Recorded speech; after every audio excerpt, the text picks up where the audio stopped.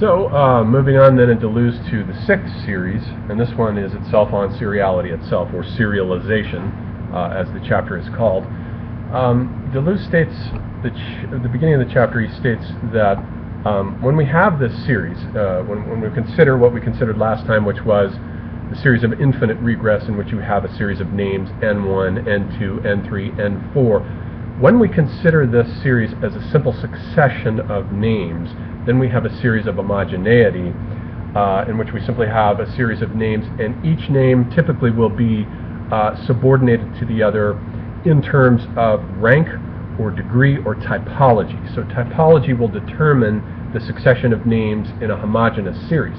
But then, if we consider the series in terms of its double articulation of sense and of expression and denotation, if we consider it in the sense of its double articulation, then we have a heterogeneous series, because every series that is heterogeneous expresses itself in a double articulation of two series. There's always two prongs, as a denoted series and a sense series, because each name always expresses, each name that is a denotation always expresses the sense of the previous name. So it's got this double aspect to it.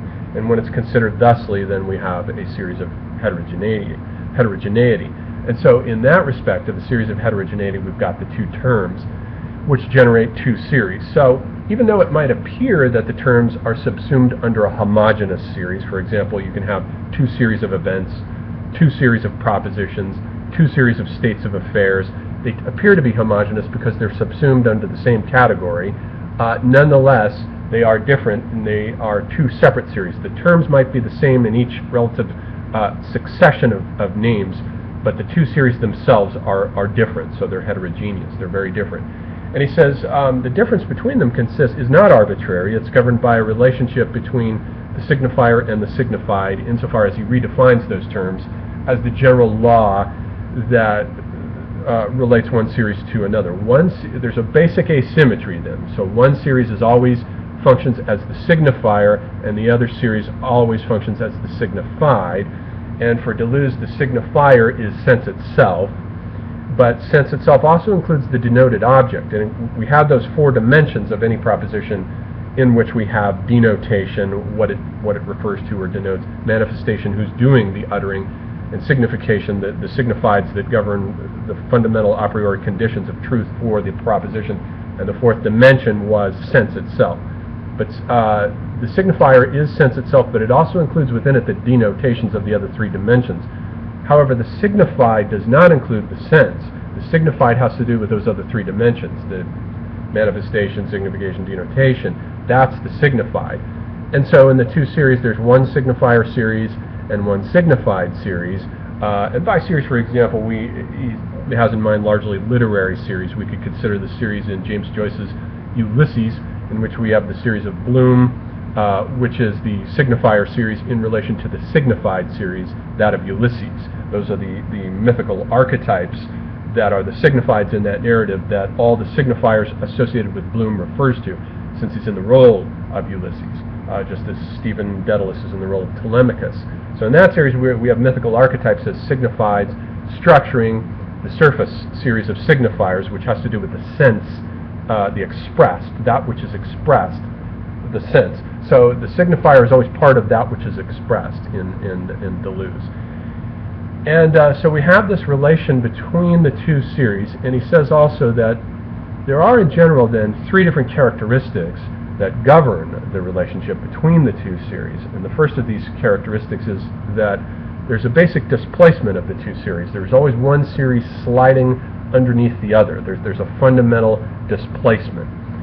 So we have this law of displacement, and that the second characteristic, which is more important, is that the signifier series has an excess in it. There's another asymmetry here. We have the asymmetry, the previous asymmetry before of signifier and signified, but now we have the asymmetry that there has to be, in the signifying chain, there has to be an excess of signifiers, and in the other chain there's a lack of signified. So there are always more signifiers than signified. So we've got this basic disequilibrium that governs the law of the displacement of the series, where one series is always sliding beneath the other. And then the third characteristic of the relationship of the two series, then the third characteristic is going to be that there's always a paradoxical entity within these series that intercommunicates back and forth between the two series, and that ensures that the one signifier series always has an excess and that the signified always has a lack. For example, he gives the example in the end of this chapter of Alice looking up at shelves, and there's always a toy on one shelf, and the shelf beneath it is always empty. So the toy on the above shelf is the signifier chain, which has the excess of signifiers, and the one beneath it is always the signified, which contains the lack. And every time she looks up at the shelf that has the toy on it, that shelf in turn disappears, or the toy on that shelf in turn disappears and escapes her, so that each shelf she's concentrating on, when she starts to see what the toy is, it disappears around her onto the other shelf. So every time she focuses, it's like the logic of dreams. When you sit down to analyze and think about a dream that you just had when you woke up, the more you think about particular parts of it, paradoxically, the fuzzier they get, and the clearer the peripheral elements get. And then when you go to mentally chase the peripheral elements of the dream, those in turn escape your cognitive apparatus. So the laws, once again, of sense are the way that Deleuze means them to refer to Carroll's text, are once again very similar, and I want to underscore the similarity to the logic of dream that they represent. Or we have the letter as Lacan identifies in Poe's stories, in which you have the king and the queen and the minister in one series, in which the king is not aware of the compromising letter, and the queen is proud of herself for leaving the compromising letter out in plain sight, so she hides it in plain sight, but the minister, who knows all, finds it. And then you have the second series in Dupin, in which the police investigate the hotel. They don't find anything, but the minister in turn has left the letter out in plain sight, and Dupin, who knows all, is able to identify the letter. So those two series are connected by the letter itself, which is the paradoxical entity that ensures the asymmetry between the excess of signifier versus the lack of the signified in the chain. So we're starting to see that Deleuze is evolving a very complex structure here of sense. It's extremely complex. He had started with the basic difference between effects and causes, as the Stoics put it, where the Stoics identified effects with states of bodies and with events and with propositions about events, versus the causes being identified with states of affairs amongst bodies themselves. But then Deleuze says there's actually then a threefold relationship in which on the outside we have events and states of affairs, but on the inside, or rather at the surface, we have expression, or inside the proposition we have expression and denotation. And then so we have a surface distinction, we have outside, and we have the inside the proposition, and then there's a surface distinction of the proposition itself versus the states of affairs or the denoted objects that the propositions refer to. So it's three layers. He keeps working with structures of three that contain a hidden fourth, usually, as in the case of the three different types of, or the three dimensions. There are three types of proposition, but they also have to do with, they turn out to become three dimensions of the proposition: the denotated dimension, the manifested dimension of who's uttering the denotation, and the signified dimension. But sense then becomes the hidden fourth aspect of that dimension. And then we saw how the structure of sense itself is illuminated through the use of paradoxes, and he had identified four paradoxes there. In that case, in which we had the paradox of infinite regress, in which in a signifying chain, one proposition is always needed to clarify the sense of the previous proposition ad infinitum, and in dry iteration, in which was another paradox in which you had a doubling. The effect is extracted from the cause, and you have a doubled proposition. Then in the third, you have the paradox of neutrality, in which sense is distinguished from the various modes of quantity, quality, relation, and modality which condition the proposition. So there's a distinction there.